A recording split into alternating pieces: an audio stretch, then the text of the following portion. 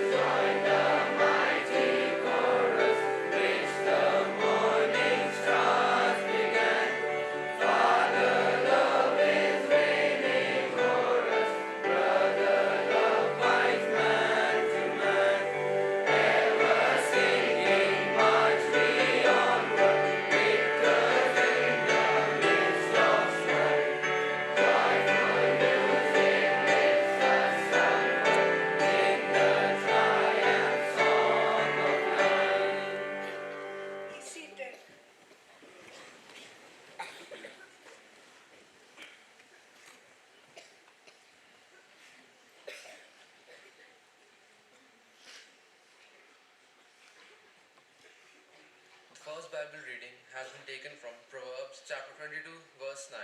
He who has a generous eye will be blessed, for he gives of his bread to the poor.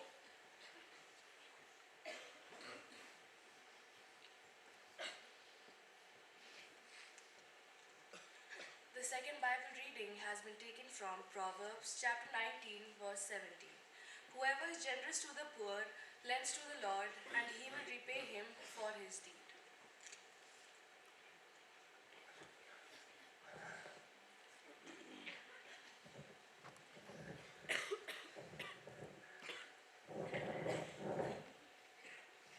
Good morning, school. Today, the students of class 12C are going to perform a short skit, Angel. Angel is a short skit about a group of homeless people who have lost their sense of hope, optimism, and family. They struggle to find and rediscover themselves and figure out how to manage and get by in life. So, let us introduce you to the characters of the skit.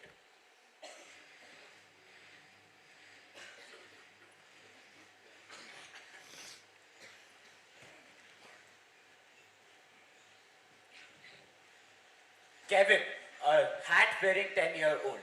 Rodney, the crazy and quirky 15-year-old. Eliza, the loving 15-year-old. Dan, the leader of the homeless children. Alana, the artistic, blunt homeless girl. Brian, the muscular 15-year-old homeless boy. Valerie, the sick and dainty homeless girl. Elizabeth Thompson, a businesswoman who is an adult to the children. Citizens, Aryan Khurana, Saksham Giri, Prakhar Jagota and Rudraksh Goyal. and finally, the doctor, the physical being of death.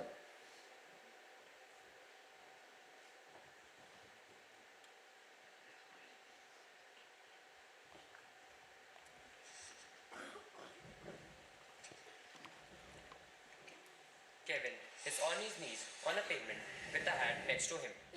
Various citizens are walking past him. Doctor standing in a corner watching him.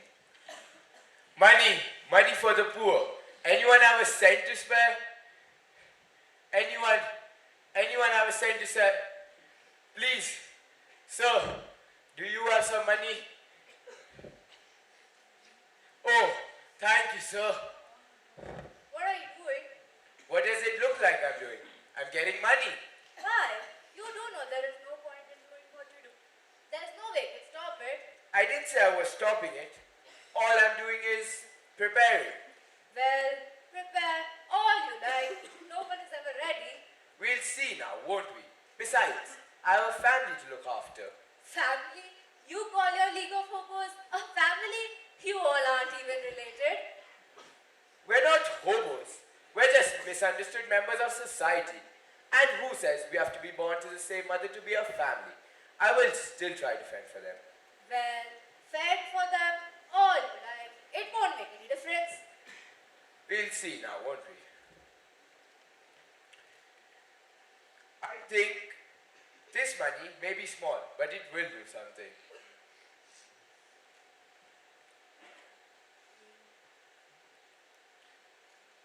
By the way, what's your name? For the 13th time, it is Dr. Reaper. I won't repeat it again.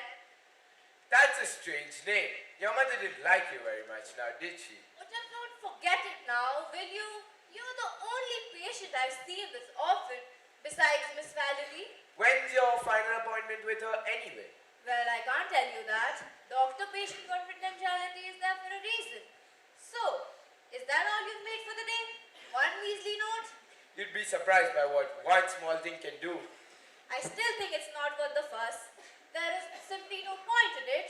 Says you. Sorry to cut this short. The office called. Someone needs me. You know, I always felt small, like this note, but that did stuff, and I've never stopped from chasing my dreams.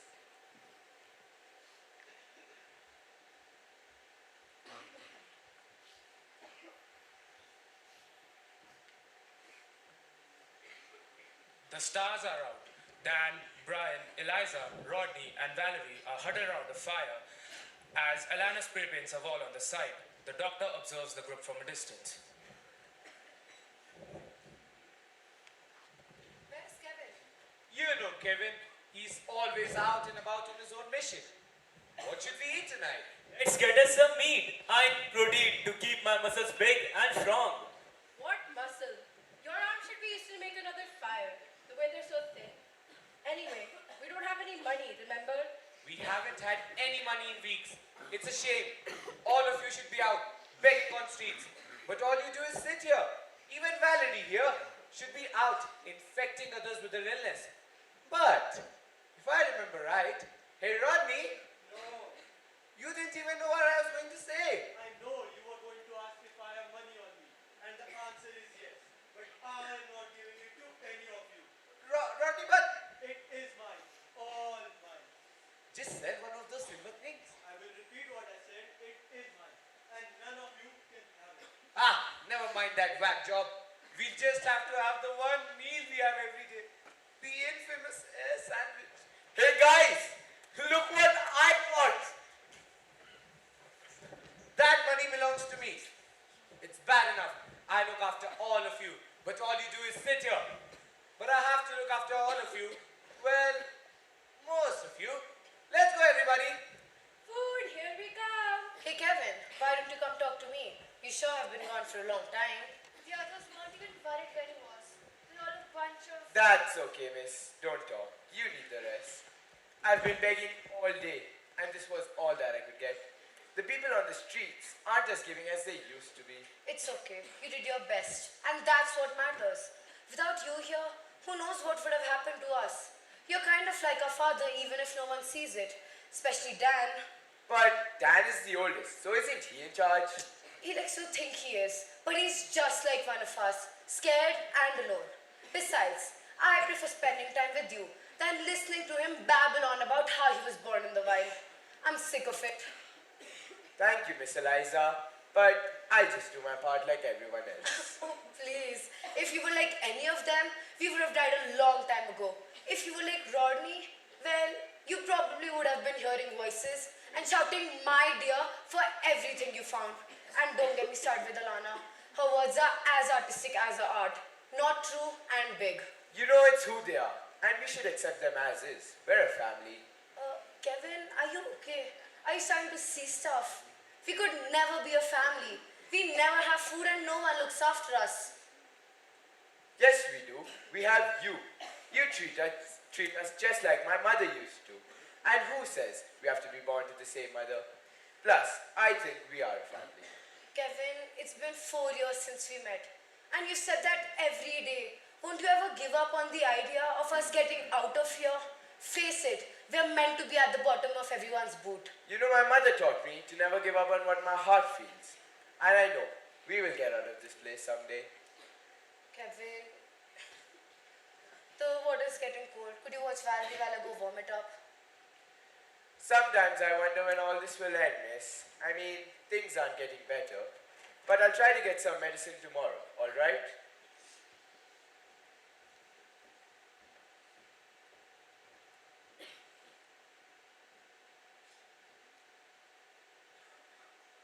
What is it?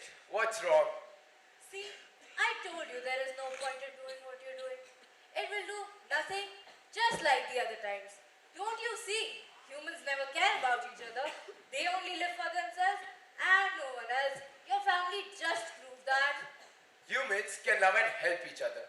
Look at Miss Eliza. She's a perfect example. One example is all you can give. One person can't change an entire species. At the heart of it all, everyone lives for themselves. Even Miss Eliza, she's just doing this because she has nothing else to do. Let me tell you one thing, Doctor. Miss Eliza is not like that. She is... How long has that pain been there now? 5 months now? It keeps happening, doesn't it? What about the blood from your cough? Not long now. Eliza! Eliza! We bought you some chips from the shop. Hey! What's wrong? Don't tell me you're missing mommy. We didn't bring back any food for you, Kevin. Sorry. We're older and bigger, so we need to have more than you. I ate your share. I needed to keep my muscles big. Maybe Rodney can help you. Oh, don't you dare go there. What's mine is mine. No one gets anything from me. That's that, I guess. You will be fine, won't you? That's the spirit. Hey, I still have some coke left with me. Let's sit by the fire and drink it. And I will tell you about the nasty men in the wild.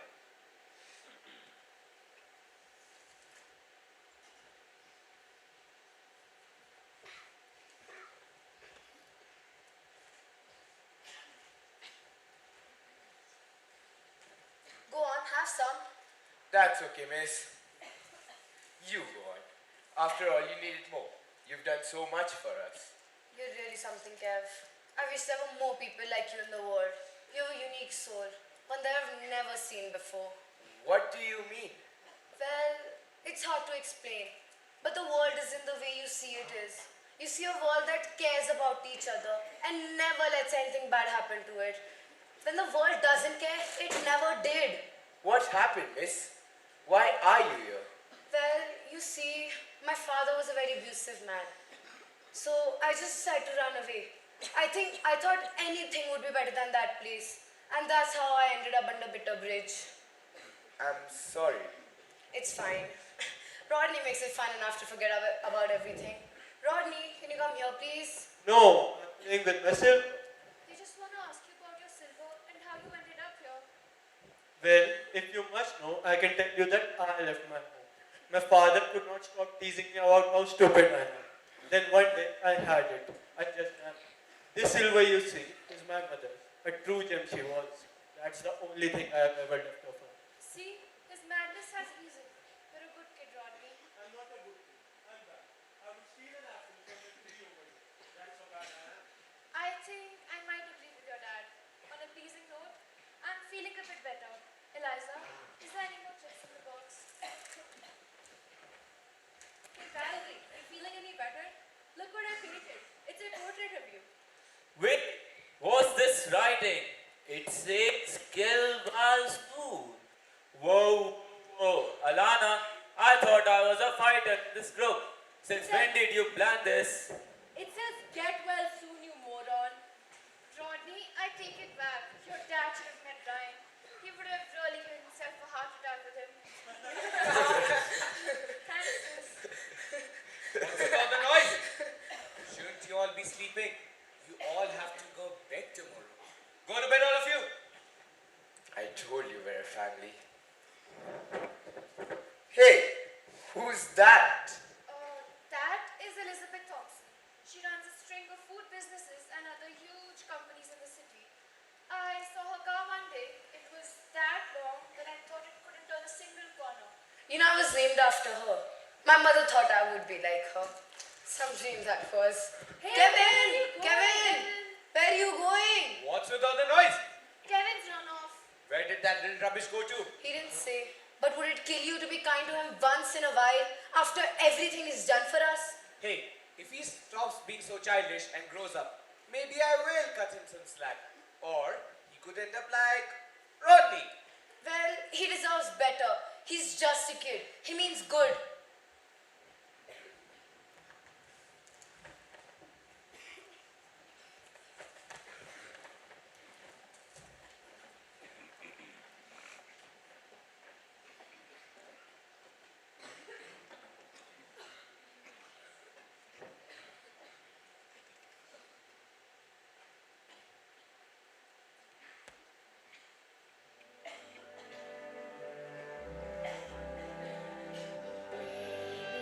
Now it's time, and maybe when I wake, they'll be there calling me baby.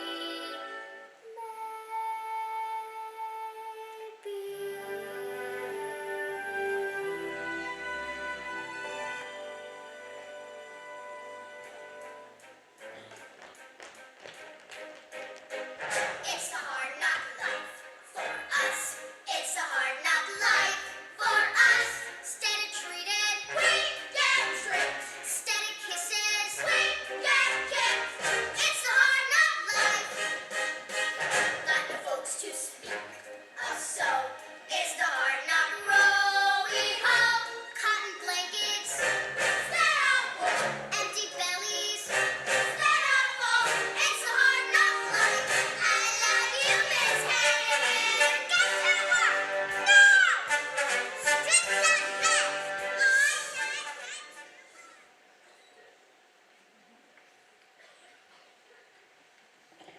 It's morning. Kevin is holding his chest, walking on the pavement, trying to get some money to help him. He's outside Elizabeth Thompson's building. The city is bustling. Excuse me, sir. Do you have some money, please? Please, sir. Given up yet? No, I'm just taking a break. You've been at it all night. No one is listening. Admit it. You have given up. You really think a child like you can help those broken children? After watching you all, I do have to say, you all are crazier than Rodney. But I would like to give you credit. You are persistent. I would like to see how this plays out.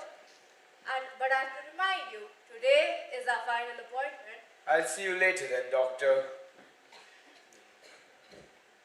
Excuse me, ma'am. Could you please help me? What are you doing here? Why don't you come inside and get something to eat? I'm not here to eat, ma'am. I need your help. What is it? There are a group of children underneath Winter Bridge. They need homes and people to look after them. Please, will you... Sure, son. But why don't you come inside and get something to eat? You need your strength. No, I'm fine. Please just go to Bitter Bridge. They may seem rough around the edges, but they mean well.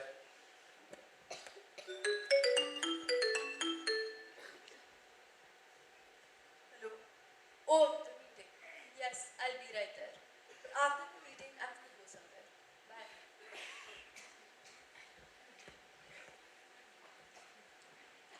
The group is huddled around the fire. The doctor is still in the background with other homeless people watching. Kevin enters.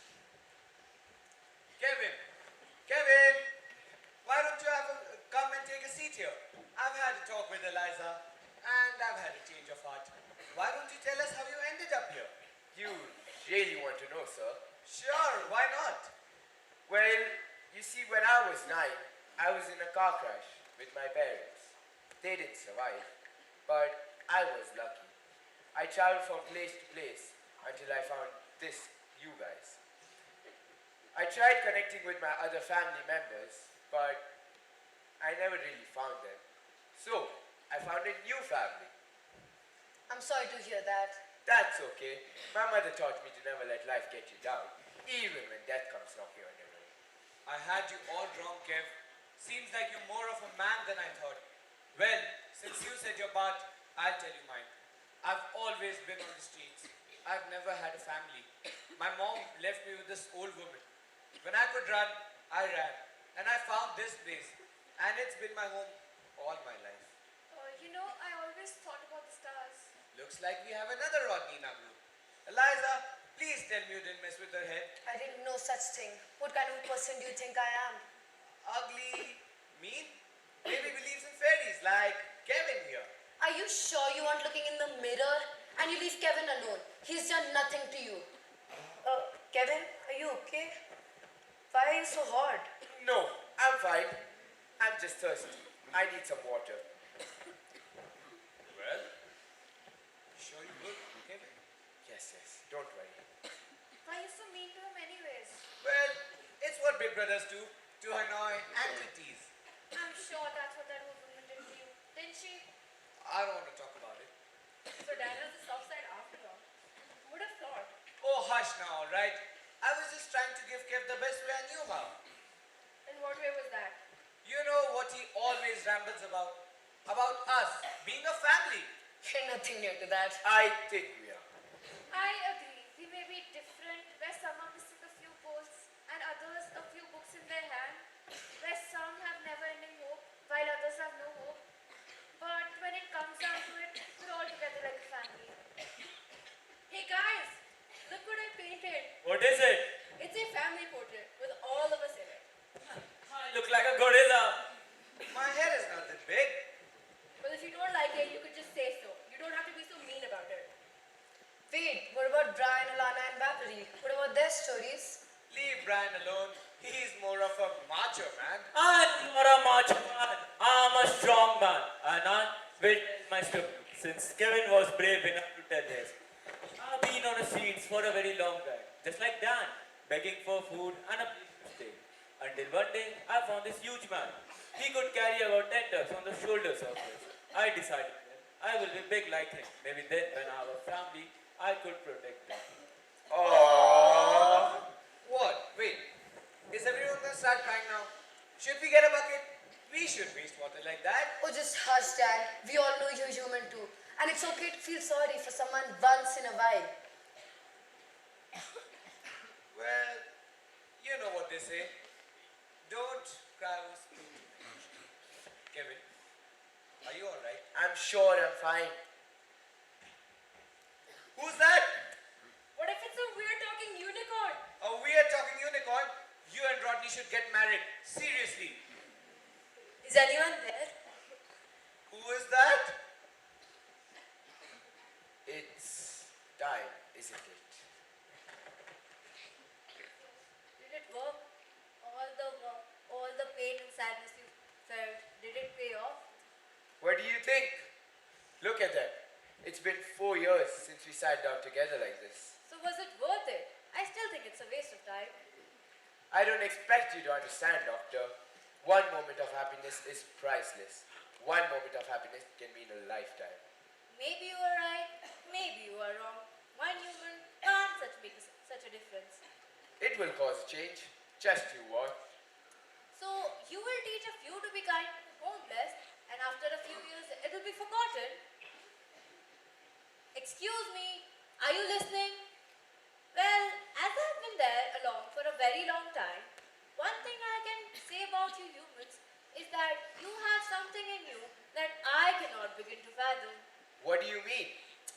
You see, I have seen the pyramids get built, the Eiffel Tower's construction, and the Burj Khalifa reach towering heights.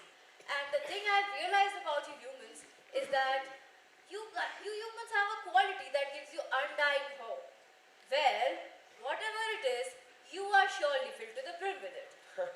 That's probably the nicest thing you ever said to me. Trust me, I won't make a habit of it. That reminds me, I wish my mother was here to see all of this. Speaking of which, it is time you go see her now.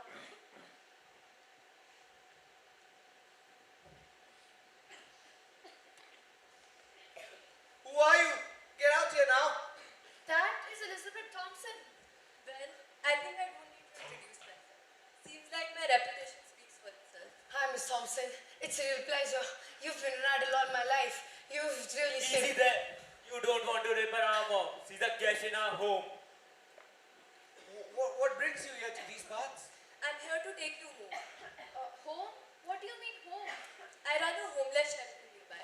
It has a school, plenty of rooms, and plenty of food. I'm here to take you there. Below. Are you serious? Honey, if you really knew me, you would know that I'm always serious. Do you have a gym? I really want to get my muscles in shape. Yes, we have a gym.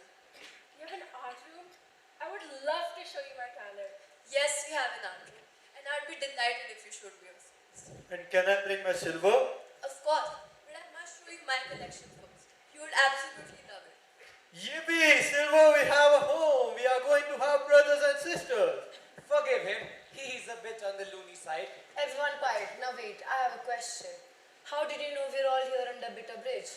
Surely you didn't just walk out here just for fun. Well, I was told to come here. Who told you that? Well, it was a small boy about this height and wore a weird hat on his head. I found him on his knees outside my building. When I saw him, it seemed as if he was talking to me. Wait, you're talking about Rodney, aren't you? Rodney always talks to himself. We get him to stop, but he never listens. No, it's not Rodney.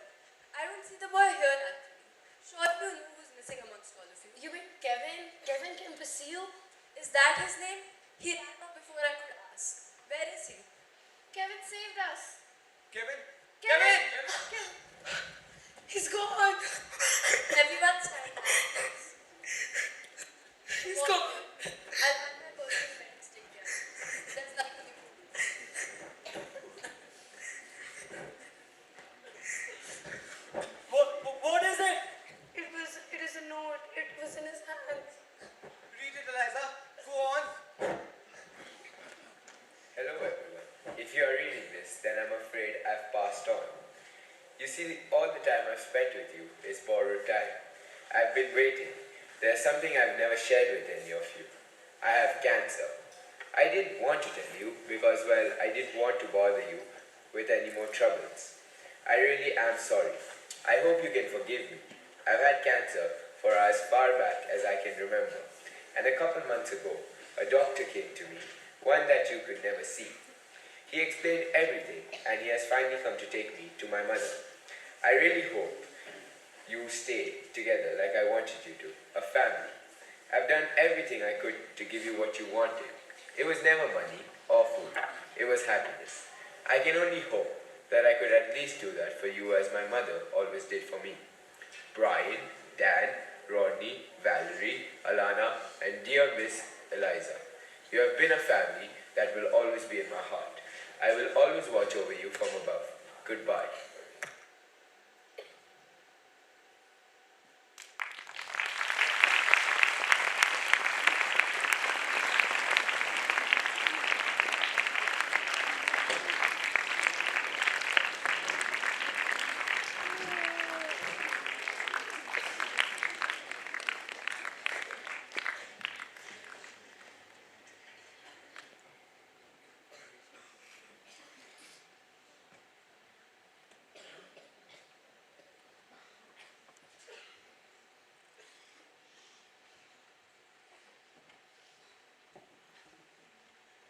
Now, Dwelsie will perform a song, I Have a Dream.